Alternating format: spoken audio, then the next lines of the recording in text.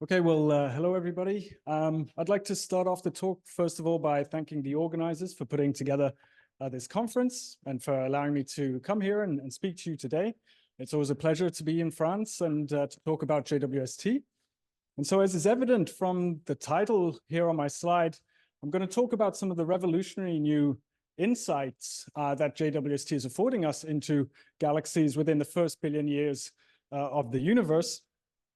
And while the progress over the last 2 years with James Webb has really been absolutely remarkable, JWST is really now challenging some of our conventional knowledge on the early universe, which makes some astronomers a little bit uncomfortable. And so I've decided to modify my title slightly to not only tell you what these new insights are, but also why they might be of some concern. So before delving into JWST data, I think it's useful to put this progress into context by painting a brief picture of what we thought the early universe looked like prior to the arrival of JWST.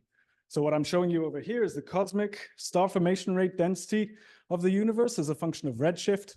And the picture prior to JWST was pretty simple. We could see that the peak of star formation activity in the universe occurred at a redshift of around 2. And the further back we looked in time, that star formation activity declined. That star formation activity was also perfectly linked to the evolution of the underlying dark matter halos of these galaxies. That's what you can see between this matching of these points and this sort of gray shaded region, which is the evolution of dark matter halos. And crucially also, we seem to run out of galaxies beyond a redshift of 10. There's a dearth of galaxies, an absence of galaxies at redshifts higher than 10. And so we assume that galaxies formed very, very rapidly at this epoch, and that there's very little star formation activity under redshift of 10. Galaxies formed sometime between redshifts 10 and 12. So this is a picture sort of painted by Hubble prior to the arrival of JWST. And our knowledge of these galaxies was actually pretty limited. Based on our estimates of stellar masses, metal and dust contents came primarily from the Spitzer Space Telescope, so imaging in the infrared at 3.6 and 4.5 microns. These galaxies are already chemically enriched. They have some dust, they have some metals. Stellar masses range from 10 to the 8 to 10 to the 10, something like that. And reionization, basically this burning of hydrogen throughout the first billion years, was supposed to be conducted primarily by the ultra-faint population of galaxies, those galaxies which Hubble really couldn't probe with its imaging. Reionization is supposed to be done already by a redshift of, or 50% done by the time we arrive at a redshift of 7, and reionization is effectively completed by a redshift of 6 or so. And we estimate that reionization really occurred thanks to these ultra-faint populations of galaxies, and AGN don't seem to contribute that much. This is a limited picture based primarily on the fact that we didn't know how many AGN there were really at a redshift above 6. We only had a handful of very luminous quasars, numbering in the dozens really. And so reionization was not really contributed to by these luminous quasars. And much of this very simplistic picture of the early universe was driven by the absence of spectroscopic capabilities to directly probe the very first galaxies. And this schematic, I think, highlights this very nicely, where you can see the pre-JWST number of confirmed galaxies as a function of redshift, either through Lyman alpha in blue or through far infrared lines such as oxygen and carbon probed with alpha. And you can see that there's a very steep decline at redshifts greater than 7. And this is due to the available traces at redshifts greater than 6. Lyman alpha, which we can probe with the near infrared, is attenuated by the surrounding intergalactic medium. The oxygen and carbon lines, which are probed with ALMA, really depend on the underlying physics of the galaxies. We don't always detect those. And then finally, we can, in principle, detect the Lyman break, which is a signature of galaxies residing in this neutral era. But our telescopes are simply not powerful enough to detect that Lyman break, apart from 1 or 2 examples, which are extremely luminous galaxies. So JWST, really, its arrival has enabled this complete revolution in studies of reionization era galaxies. And this is sort of depicted, I think, very nicely by this beautiful picture of the Abell 2744 cluster. And so the sensitivity, the wavelength coverage, and the spatial resolution of JWST's imaging capabilities is really allowing us to probe deeper and farther than ever before. I think this progress is really nicely summarized by one of America's finest baseball players who said we now have deep depth. I think that sort of summarizes the state pretty well. But crucially, we now have spectroscopic capabilities with JWST, which probes into the rest frame optical of galaxies. No longer dependent on Lyman alpha, we can get oxygen lines, carbon lines, hydrogen lines, so we can really start to probe the underlying physics of galaxies. And this is one of the major differences between our studies of early galaxy evolution prior to James Webb and compared to now. So with these newfound capabilities, this has led to a number of really exciting or worrying, depending on who you talk to, discoveries. The first is the fact that we're finding too many luminous galaxies beyond a redshift of 10. And so this is what I'm highlighting here on the left. You have two examples of especially luminous galaxies. These are galaxies at redshifts between 10 and 12. And to give you an idea, within the field that these two objects were searched for, we expected to find 0.1 galaxies. Instead, we found 2. Now, this is just behind the Abell 2744 cluster. Since then, others have gone and searched for such luminous distant galaxies in other fields. And this excess of luminous galaxies beyond a redshift of 10, which is illustrated by this plot here, the star formation rate density of the universe, really seems real. Over here in blue, you see the constraints given by Hubble. And here in red, you see the JWST constraints. And you can see, again, this tail of luminous sources that extend beyond where Hubble's redshift frontier was. Now, these were all candidates until recently. We need spectroscopic constraints, so we can finally do that with James Webb. One of the remarkable things about James Webb is its ease with which it can determine spectroscopic redshifts now of galaxies beyond a redshift of 10, beyond Hubble's capabilities. And here I'm showing you just a few examples of the most luminous and distant object confirmed to date. This is now the record holder, which was confirmed, I think, a week ago by JADES. We now have confirmed galaxies, 2 of them at redshifts of 14, which was unheard of before JWST. And you can see they're confirmed primarily in two different ways, either through their Lyman break, so the absorption of UV photons by neutral hydrogen, or through these rest frame UV and optical emission lines. So we have these secure redshifts for the first time. And, this was a candidate that we confirmed. This was one of those 2 galaxies that I showed you previously. This is a 5.5-hour exposure with JWST. And to give you an idea, this is a 30-hour exposure with the VLT X-shooter of that same galaxy over here. And you can see these bright carbon emission lines are just not really probed. This is the 1D spectrum. And so this is an area where the ELT is really going to excel at. The sensitivity to pick out these rest frame UV lines in faint and distant galaxies is something that even with JWST, for the faintest sources, we might lack a little bit. So now we're spectroscopically confirming this excess of bright galaxies. This excess definitely seems real. And the question is, okay, well, why do we see that? And there are 4 different solutions that have sort of been proposed. The first is that lambda CDM is broken. I think that's a little bit far-fetched at this point. Nobody really believes that. There's a top-heavy IMF, and so these galaxies are more luminous early on. We also have dust clearing by radiation-driven outflows, and so galaxies are able to eject all the dust which might obscure the UV star formation, so they appear brighter. They might also have very high star formation efficiencies, so they have these bursty star formation histories, which temporarily increase the star formation efficiency for them to appear so luminous.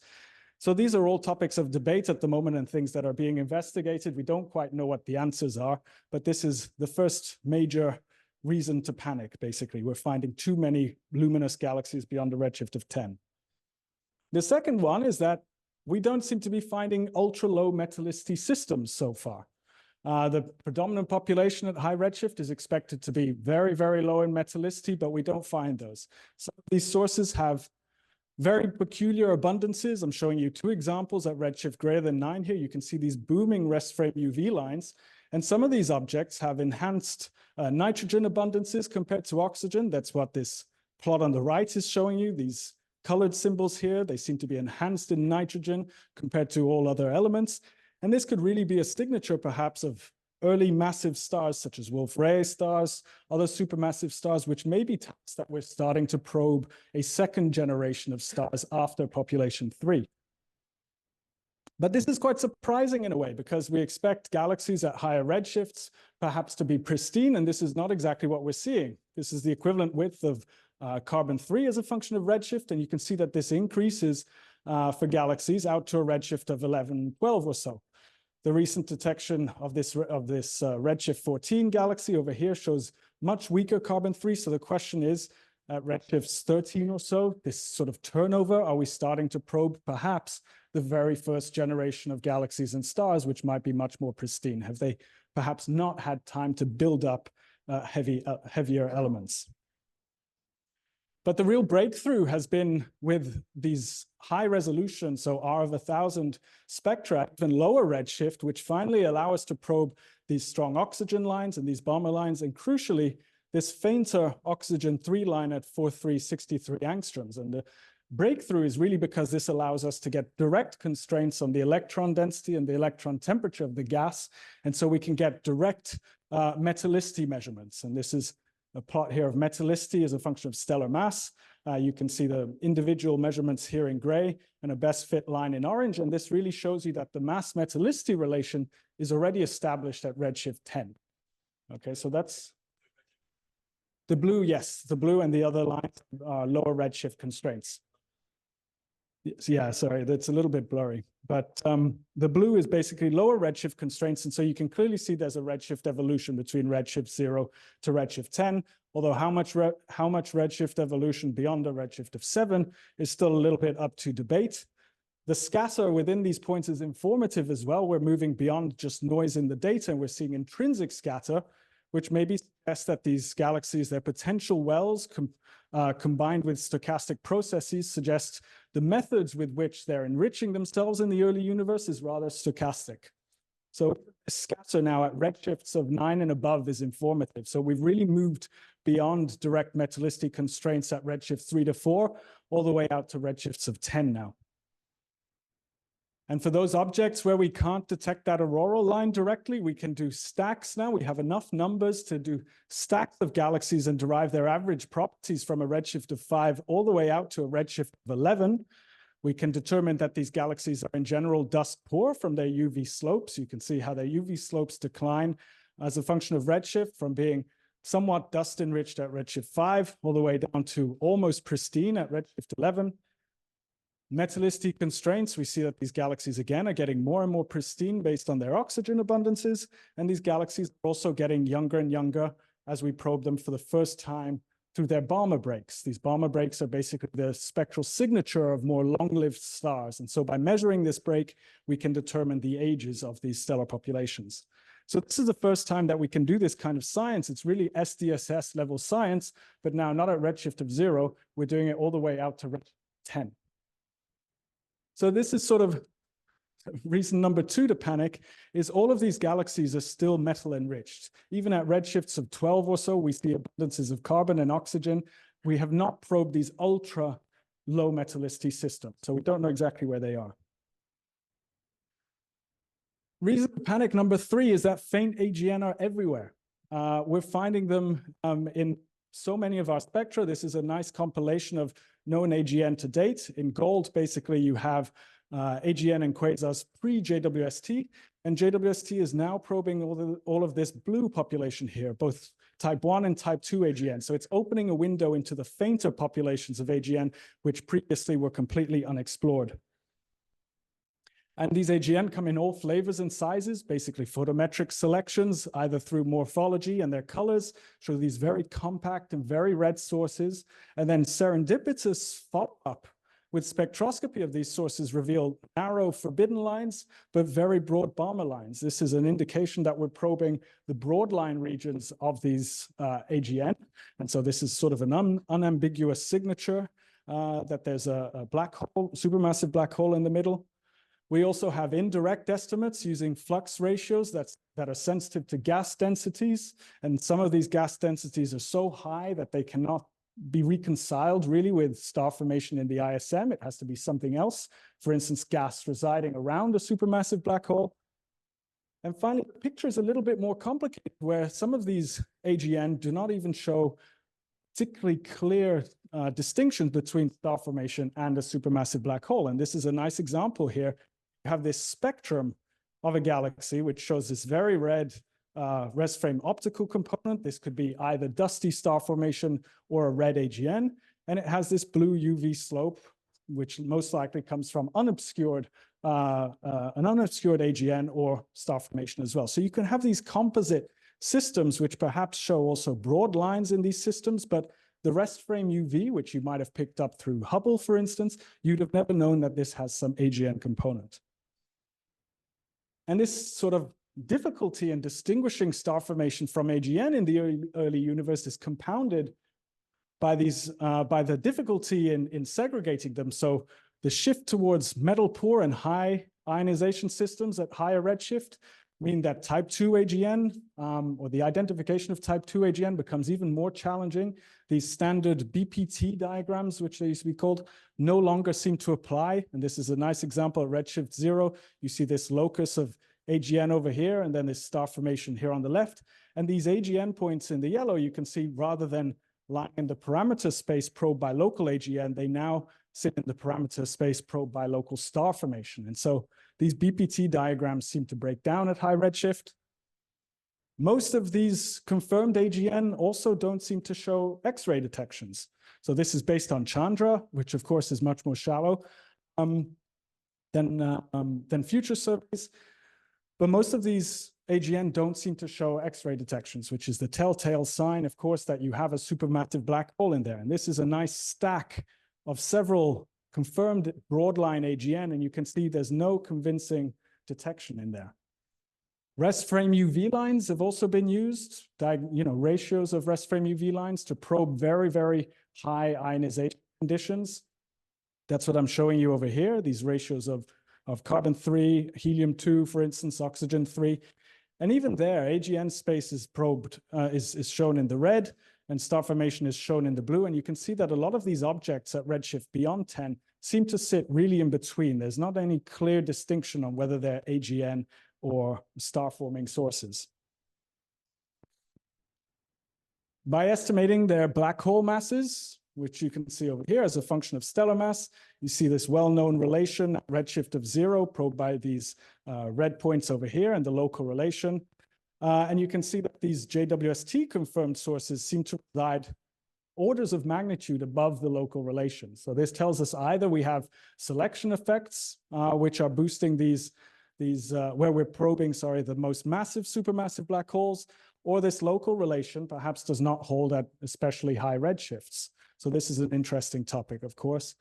And by looking even further into these black hole masses, we can try and determine what their progenitors were, whether these were primordial black holes or whether these supermassive black holes were formed from super Eddington accretion, for instance. So we're now tracing the history of these black holes all the way back to their progenitors. And this is a hot topic at the moment. So this is reason to panic number 3, is that these faint AGN are everywhere. And not only are they everywhere, but we have a lot of difficulty in actually distinguishing between star formation and AGN activity. This brings me sort of to the last reason to panic, which is that we now have too many ionizing photons. One of the difficulties prior to JWST was trying to pin down the contributions of luminous and faint galaxies to the reionization process. Lyman alpha traditionally was not seen beyond a redshift of 6 or 7. That's because those galaxies are in a neutral era, but Lyman alpha has now confidently been detected out to redshifts 10.6. So that really shows you the patchiness of the reionization process. And we can now take these Lyman alpha emitters and non-Lyman alpha emitters and directly compare their intrinsic properties to understand whether their intrinsic properties are able to drive enhanced Lyman alpha and ionized bubbles within a neutral medium or not. So this is an example over here where you have a stacked spectrum in blue of Lyman alpha emitters compared to the normal galaxy population in black. And you can see clear differences in the rest frame UV lines, in the rest frame optical, and in the rest frame optical lines as well. So these Lyman alpha emitters are younger, more dust poor, have harder ionizing radiation fields. An investigation into the ionizing capabilities of these galaxies on a statistical basis, so looking at the ionizing efficiency basically at redshift 7 to 11, suggests that high redshift galaxies are able to more efficiently produce ionizing photons compared to canonical values that are 3 or so. And if we look at the escape fractions of ionizing photons as well, which now seem to reside at values of 5 to 15% or something like that, combining those two pieces of information together tells us that we start having too many ionizing photons in the early universe. And that's what this schematic is showing you over here. On the top, you see the Planck, the CMB optical depth from Planck, which is highlighted in pink over here. The pre-JWST constraints show you the black line in good agreement with Planck, but the new JWST results suggest that we're ionizing things far too quickly. You can see the neutral fraction in the bottom panel as a function of redshift, the observational constraints in green, and in black you have the pre-JWST results, which were in good agreement with the data. And now JWST basically tells us we're ionizing the universe far too fast, and reionization would finish somewhere between 8 to 10 rather than a redshift of 6. The major caveat here, of course, is that many of these Lyman alpha sources and sources probe come from only a small handful of fields. So for instance, this is a nice schematic which shows you the candle's EGS field. You can see all these galaxies here in points. The red ones are Lyman alpha emitters. And because they all reside in the same field, the question arises, are these galaxies intrinsically special, or are we simply tracing overdensities where these fields harbor an enlarged ionized bubble in which Lyman alpha is able to more easily go through the intergalactic medium? So I'll wrap up my talk now, but JWST has really been an incredible revolution. And just to give you an idea, this was the number of spectroscopically confirmed galaxies pre-JWST, and in only 2 years of operations, we now have something like 1,300 galaxies spectroscopically confirmed. That's in less than 2 years. And with these galaxies, we now have determined that there's a luminous population of redshift greater than 10 galaxies, which we don't seem to understand why they arise. This goes against constraints from Hubble, for instance, and Spitzer. We found that galaxies are already metal enriched within the first billion years. We have not probed the ultra-low metallicity systems, which we were expecting to find. AGN appear to be everywhere. They've formed earlier and faster than we expected, and we're still trying to pinpoint accurate black hole masses and determine what their seeds are. And we now seem to have this opposite problem. Instead of having too few ionizing photons, we now have too many ionizing photons. Now, of course, while JWST has opened, this whole new window into the early universe, these are very early days. And so my main takeaway really is don't panic yet, and we'll see what comes. Thank you.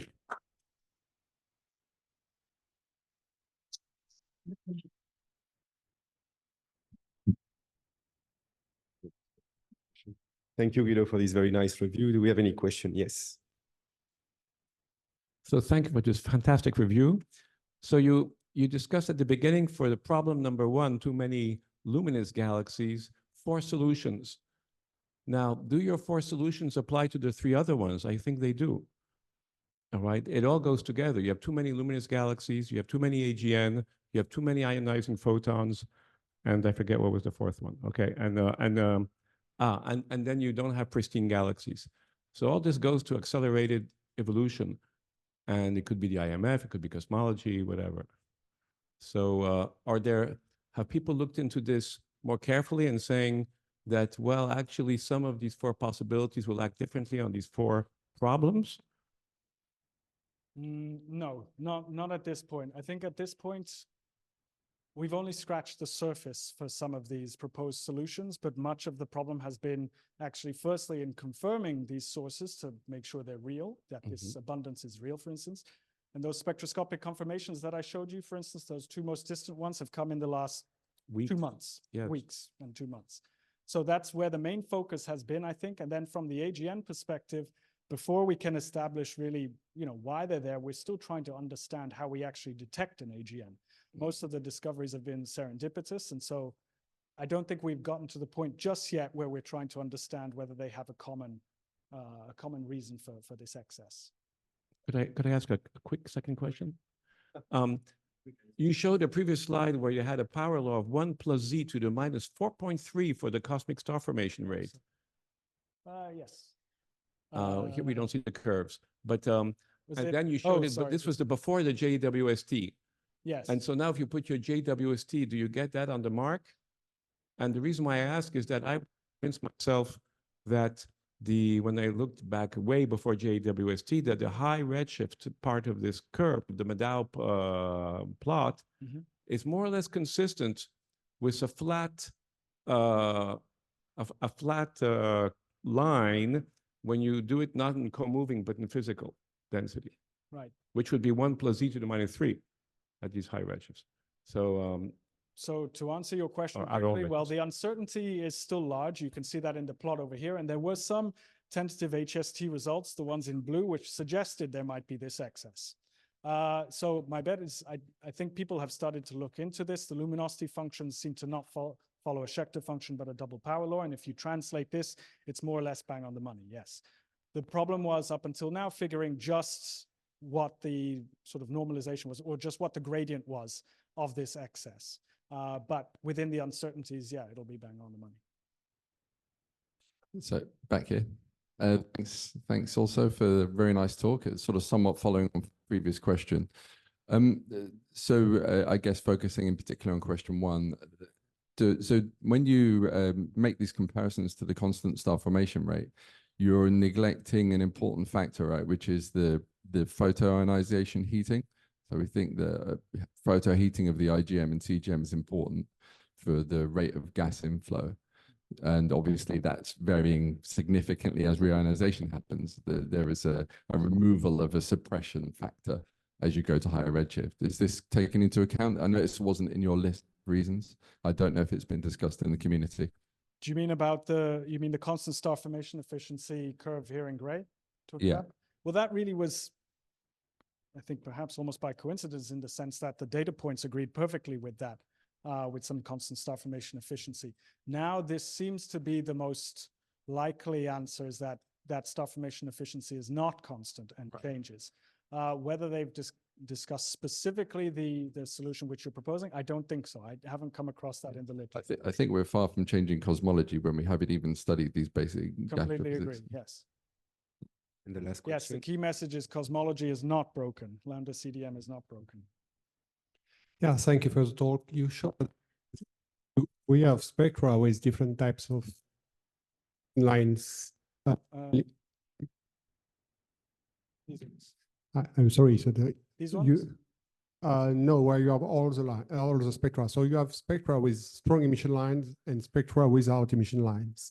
So do you think that could be an effect of the I don't know, AGM metallicity? Yeah, this one. This one? And a side question, do you think we can miss galaxies with only emission lines? Okay, so to answer your first point, it's a mix of things. Depth is one issue, where, you know, especially when you're probing out to redshift of 14, even if it's intrinsically luminous, you know, apparently it's much fainter. And so that's something to consider. So for instance, that redshift 14 source has a tentative carbon-3 emission line, but you don't see it here. We need greater depth. A second problem is resolution as well, spectral resolution with JWST. All of these are observed with the prism, and that prism has an evolving spectral resolution. It's about R of 30, something like that, at about 1 micron, and that goes to about R of 300 at longer wavelengths. So, sorry? Yeah, so then that comes to the third point, which is, yes, some of these galaxies have strong emission lines purely based on their underlying properties. So these two galaxies, or these galaxies, for instance, this one's more intrinsically luminous. And you can see there's a big, big difference. We don't quite understand why yet these have very strong lines. This particular source, we thought perhaps this is due to an AGN activity. But then if I go back to this plot on the right, that plot on the right describes the ratio of these rest frame UV lines for that specific source. And that's highlighted in the orange points. I don't know if you can see it from there already, but it sits right between the star forming and the AGN population. So it's not even clear whether this is an AGN or not. So there's a number of factors. And then the second part of the question, sorry? Ah.